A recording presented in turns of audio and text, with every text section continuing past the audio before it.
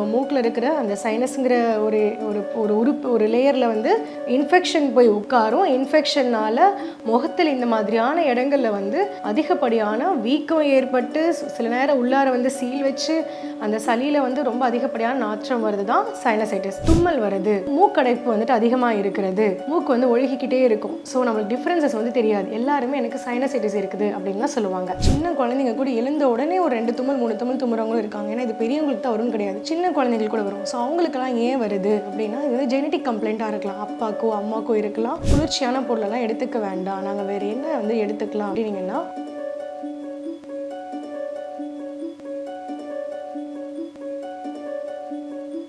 Health cafe நேயர்களுக்கு வணக்கம். இன்றைக்கி நம்ம பார்க்க போகிற டாபிக் அலர்ஜிக் ரைனைட்டிஸ். அதாவது நிறைய பேர் வந்து சொல்லுவாங்க எனக்கு சைனஸ் இருக்குது அப்படின்னு சொல்லி சொல்லுவாங்க. ஆனால் நம்மளில் முக்கால்வாசி பேருக்கு தெரியாத டிஃப்ரென்ஸ் அலர்ஜிக் ரைனைட்டிஸ்னால் என்னன்னே நிறைய பேருக்கு தெரியாது. எல்லாருமே சைனசைட்டிஸ் தான் சொல்லுவாங்க. ஸோ ரெண்டுத்துக்கு இருக்கிற டிஃப்ரென்சஸ் ஃபஸ்ட்டு நம்ம வந்துட்டு பார்க்கலாம். சைனசைட்டிஸ் அப்படின்னா நம்மளோட இந்த கன்னங்களுக்கு கீழே, அதே போல் கண்ணுக்கு மேலே, தலையில், நெத்தியில் இந்த மாதிரியான இடத்துல வந்து அதிகமான இன்ஃபெக்ஷன் வந்துட்டு வரும். அதனால வீக்கம் வரும், வலி வரும், அந்த சளி வந்து உள்ளார வந்து ரொம்ப ஒரு மாதிரி பேட் ஸ்மெல்லில் வந்து இருக்கும். இந்த மாதிரி அதிகப்படியான சிம்டம்ஸ் இருக்கிறது தான் சைனசைட்டிஸ். ஸோ நம்ம மூக்கில் இருக்கிற அந்த சைனஸுங்கிற ஒரு ஒரு ஒரு உறுப்பு ஒரு லேயரில் வந்து இன்ஃபெக்ஷன் போய் உட்காரும். இன்ஃபெக்ஷனால் முகத்தில் இந்த மாதிரியான இடங்களில் வந்து அதிகப்படியான வீக்கம் ஏற்பட்டு சில நேரம் உள்ளார வந்து சீல் வச்சு அந்த சளியில் வந்து ரொம்ப அதிகப்படியான நாற்றம் வருது தான் சைனசைட்டிஸ். அலர்ஜிக் ரைனைட்டிஸ்னால் என்ன? நம்மள முக்கால்வாசி பேருக்கு இருக்கக்கூடிய சிம்டம்ஸ் தான் அலர்ஜிக் ரைனைட்டிஸ். அதாவது தும்மல் வருது, மூக்கடைப்பு வந்துட்டு அதிகமாக இருக்கிறது, மூக்கு வந்து ஒழுகிக்கிட்டே இருக்கும். ஸோ நம்மளுக்கு டிஃப்ரென்சஸ் வந்து தெரியாது. எல்லாருமே எனக்கு சைனசைட்டிஸ் இருக்குது அப்படின்னு தான் சொல்லுவாங்க. ஸோ இப்போ அலர்ஜிக் ரைனைட்டிஸ்னால்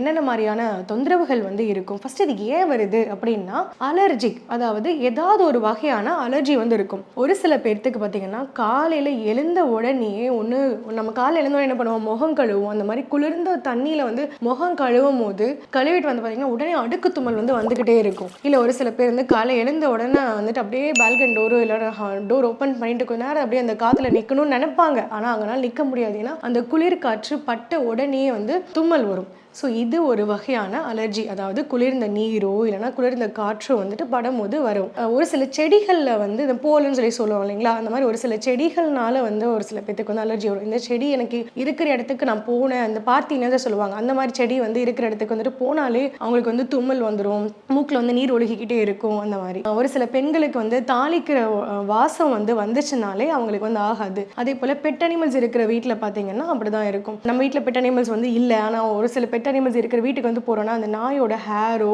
இல்லை வந்துட்டு பூனைகள் இருந்துச்சுன்னா அதோட ஹேரோ வந்து பட்டுச்சுன்னா உடனே நம்மளுக்கு தும்மல் வருது, உடனடியாக மூக்கடைப்பு வருது, தலைவலி வரும்.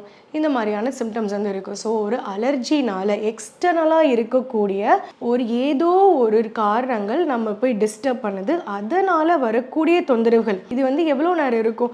ஒரு 2 மணி நேரம் 3 மணி நேரம் இருக்கும் காலையில் எழுந்த உடனே. இல்லை நீங்கள் அது மாதிரி எக்ஸ்போஸ் ஆகுறீங்க அப்படின்னா அது ஒரு 2 மணி நேரம் 3 மணி நேரம் இருக்கும். அதுக்கப்புறமா காணாமல் போயிடும். 24 மணி நேரமே இருந்துட்டு இருக்காது. இது வந்து பார்த்தீங்கன்னா 2 வகை இருக்கும். ஒன்று வந்து சீசனல் சொல்லுவோம், ஒன்று வந்து பெரினியல் சொல்லுவோம். அதாவது சீசனல் அப்படிங்கும்போது குளிர்காலங்களில் மட்டுமே, மழை காலத்திலையும் குளிர்காலத்திலையும் மட்டுமே வந்து வரும். வெயில் காலத்துல ரொம்ப நல்லா இருப்பாங்க, ரொம்ப ஆக்டிவா இருப்பாங்க. எனக்கு இந்த மழை காலம் வந்துச்சுனாலே ஒத்துக்க மாட்டேங்குதுப்பா அப்படின்னு சொல்லி சொல்லுவாங்க. ஏன்னா அந்த குளிர் வந்துட்டு அவங்களுக்கு ஒத்துக்காது. அதே போல் ஒரு பெரினியல் அப்படிங்கன்னா வீட்டில் வந்து எல்லார் வீட்லையுமே கீழே குப்பைகளோ இல்லை வந்துட்டு ஒற்றடையோ இருக்கும் போது அவங்களுக்கு வந்து வரும். அதனால வந்து பெருக்கும் போது ஒரு சில பெருக்க கூட முடியாது. பெருக்குனா எனக்கு வந்துட்டு அலர்ஜி வரும். ஏன்னா அந்த டஸ்ட்னால வந்துட்டு இருக்கிற அலர்ஜி, டஸ்ட்டில் வந்து சின்ன சின்ன வந்துட்டு கிருமிகள் இருக்கும், அது வந்து வந்துட்டு அலர்ஜி காஸ் பண்ணும் இந்த ஒற்றடைகள்னால. இந்த மாதிரியான இருக்கும். ஸோ இதுதான் அலர்ஜிக் ரைனைட்டிஸ்க்கும் சைனசைட்டிஸ்க்கும் இருக்கிற வித்தியாசம். ஸோ இதுலேயே நீங்கள் தெரிஞ்சுக்கோங்க உங்களுக்கு சைனசைட்டிஸ் இருக்கா இல்லை வந்து அலர்ஜிக் ரைனைட்டிஸ் இருக்குதா அப்படின்னு. ஸோ இது இந்த மாதிரியான காரணங்கள் தான் வரும். இதுக்கான சிம்டம்ஸ் என்னென்ன? நான் சொன்ன மாதிரி அடுக்கு தும்மல் வரும், மூக்கடைப்பு இருந்துகிட்டு இருக்கும், ஒற்றை தலைவலி இருக்கும், இல்லைனா இந்த கண்ணை சுற்றி வந்துட்டு உங்களுக்கு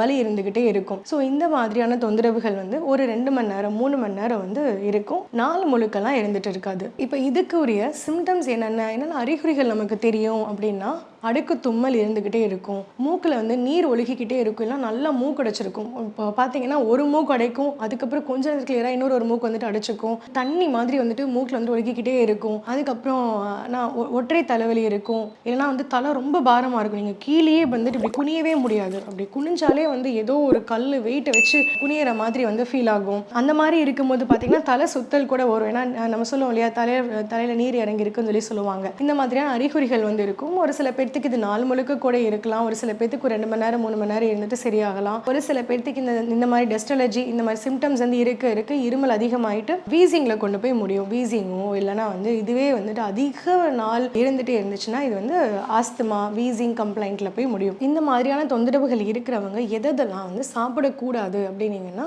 பால் பொருட்கள் வந்து அவாய்ட் பண்ணுங்க. ஏன்னா இது வந்து சின்ன குழந்தைங்கள கூட இருக்கு. சின்ன குழந்தைங்க கூட எழுந்த உடனே ஒரு 2 தும்மல் 3 தும்மல் தும்முறவங்களும் இருக்காங்க. ஏன்னா இது பெரியவங்களுக்கு தான் வரும்னு கிடையாது, சின்ன குழந்தைங்களுக்கு கூட வரும். ஸோ அவங்களுக்கெல்லாம் ஏன் வருது அப்படின்னா இது வந்து ஜெனட்டிக் கம்ப்ளைண்ட்டாக இருக்கலாம், அப்பாக்கோ அம்மாக்கோ இருக்கலாம். ஸோ அப்படி இருக்கும்போது அந்த குழந்தைங்களுக்கு நீங்கள் வந்து பால் பொருட்களை வந்துட்டு கொடுக்கறது வந்து தவிர்த்துக்கலாம். மாவு பொருட்கள் அதே போல் கொடுக்க வேணாம், இல்லை க்ளூட்டன் வந்து இருக்கும். ஸோ அது வந்து அலர்ஜிக்கு வந்து காஸ் பண்ணும். மாவு பொருட்கள் அவாய்ட் பண்ணுங்க. அதே போல் நீர் காய்கறிகள் இருக்கு இல்லையா, பூசணிக்காவோ இல்லை வந்து முள்ளங்கி இந்த மாதிரியான நீர் காய்கறிகளை வந்து அவாய்ட் பண்ணுறது ரொம்ப நல்லது. குளிர்ச்சியான பொருளெல்லாம் எடுத்துக்க வேண்டாம், நாங்கள் வேறு என்ன வந்து எடுத்துக்கலாம் அப்படின்னீங்கன்னா மிளகு வந்து சேர்த்துக்கலாம். நீங்கள் சாப்பிட்ற எல்லா உணவுப் பொருளையுமே மிளகு சேர்த்துக்குங்க. குழந்தைங்க வந்துட்டு மிளகு வந்து அப்படியெல்லாம் சாப்பிட மாட்டாங்க. நீங்கள் மிளகு பொடியாக வாங்காமல் நீங்கள் வீட்லேயே மிளகு வாங்கி நீங்களே வந்துட்டு அரைச்சி பொடி பண்ணி வச்சுக்கோங்க. இதை குழந்தைங்களுக்கு வந்து நான்வெஜ் செஞ்சு கொடுக்குறீங்கன்னா அதில் தோசையில் முட்டையில் இந்த மாதிரியான ஐட்டம்ஸ்ல வந்து கொஞ்சம் மிளகு பொடி வந்து தூவி வந்துட்டு கொடுங்க. பெரியவங்க இதில் எடுத்துக்கலாம். மிளகு ரசம் வந்துட்டு அடிக்கடி எடுத்துக்கலாம். பூண்டை வந்து நிறைய சேர்த்திக்கலாம். அதே போல் ஒரு சுக்கு காப்பி வந்துட்டு குடிக்கலாம். சுக்கு வந்து எடுத்துக்கிறது ரொம்ப நல்லது. சுக்கு காப்பி வந்து எடுத்துக்கோங்க. இந்த மாதிரி வந்து கரெக்டாக அந்த மிளகு சுக்கு பூண்டு இந்த மாதிரியான ஐட்டம்ஸ் வந்து நீங்கள் வந்து ஃபுட்டில் வந்து எடுத்துக்கிறது ரொம்ப நல்லது. குழந்தைங்களுக்கு இது இருக்குது, தும்மல் வந்துட்டே இருக்குது, நான் என்ன பண்ணணும் அப்படின்னீங்கன்னா ஒரு வீட்லேயே சின்ன குறிப்பு தான். அதிகபட்சமாக இந்த துளசி இலை வந்துட்டு எல்லா வீட்லேயுமே இது கிடைக்கும். துளசி, கற்பூரவள்ளி, அப்புறம் இந்த மிளகு, இது மூணுத்தையுமே ஓரளவுக்கு இடிச்சிட்டு கஷாயம் மாதிரி போடுங்க. கூட கொஞ்சம் வெத்தலை சேர்த்திக்கோங்க. வெத்தலை ரொம்ப நல்லது. ஸோ வெத்தலை, துளசி, கற்பூரவள்ளியோட இலைகள், கற்பூரவள்ளி நம்ம வந்துட்டு ஓமவல்லின்னு சொல்லுவோம், மிளகு எல்லாத்தையுமே இடித்து கஷாயம் மாதிரி பண்ணிவிட்டு குழந்தைங்களுக்கு கொடுக்கும் போது ஒரு ஸ்பூன் தேன் கலந்து வந்து கொடுக்கலாம். இல்லை பெரியவங்க எடுத்துக்கிறோன்னா நம்ம சூடாக வந்துட்டு காஃபி எப்படி சூடாக குடிப்போம் அந்த மாதிரி காஃபி பதத்தில் சூடாக வந்துட்டு குடிச்சிக்கலாம். இந்த மாதிரி வந்துட்டு குடிங்க. இல்லை ரொம்ப சிறு பிள்ளைகளாக இருக்கிறாங்க அப்படின்னீங்கன்னா அந்த சாறு எடுத்து அதை தேனில் கலந்து அதை அவங்களுக்கு வந்து நாக்கில் வந்துட்டு கொஞ்சம் கொஞ்சமாக வந்து தடவி விடலாம். இந்த மாதிரியான உணவுப் பொருட்களை தொடர்ந்து எடுத்துகிட்டு வந்துட்டு இருந்தீங்கன்னா அவங்களுக்கு கொஞ்சம் கொஞ்சமாக அந்த சிம்டம் வந்து கண்டிப்பாக குறைஞ்சிரும். அதே போல்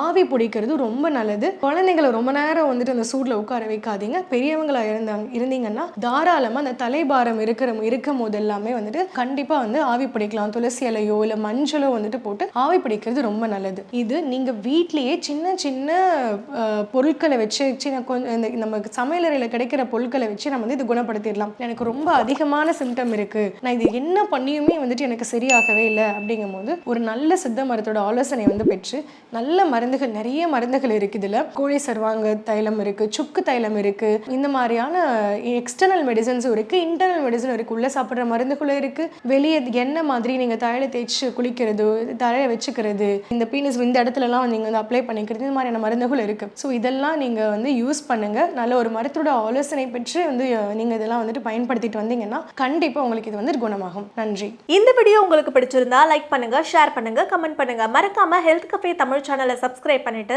பெல் பட்டனை கிளிக் பண்ணிடுங்க.